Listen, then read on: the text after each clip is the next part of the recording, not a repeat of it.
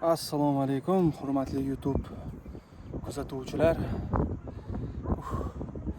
Nimaga hansirayapti desanglar, hozir aytaman, ozgina nafasimni rostlab olay. Alpinistlarga qoyil qoldim to'g'risi. Mana shu kichkinagina tepaliq desa ham bo'ladi, tog' emas. Tog' desa ham bo'ladi, kichkinagina toqqa chiqquncha adoyi tamom bo'ldim.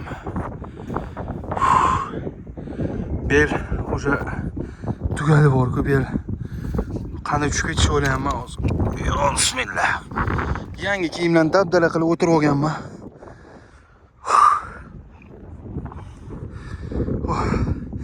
Endi ko'z ojiz odam kam harakat bo'ladi. Semirib ketadi, yog'lar yig'ilib qoladi.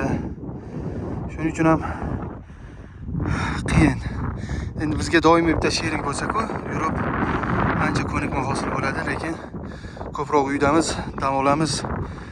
Qolgan odamlar ishda. Bir oy, 2 oyda bir shunaqa joylarga chiqib turamiz. Shoqqa chiqquncha o'sha tugadim. Ko'pchilik qo'llab-quvvatlayapti, Alloh rozi bo'lsin. Negativ yozganlar ham bor. Ulardan ham Alloh rozi bo'lsin, mayli. Men ham derdim. Endi hozir sizlarga nima ko'rinyapti bilmadim. Qo'limdan kelgancha videoga olishga harakat qilyapman. Sheriklarim keyingi toqqa chiqib ketishdi. Men o'sha yaramadim, qoldim shu yerda. Qaytayotganda olib ketishadi.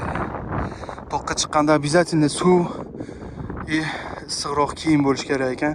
Menda suv ham yo'q, issiq kiyim ham yo'q. Yozgi kiyimdaman. Juda ham shamol agressiv esmoqda. Yaxshigina sovuq bo'lyapti.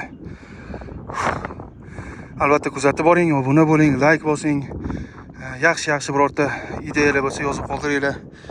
Albatta bajarib video qilishga harakat qilaman.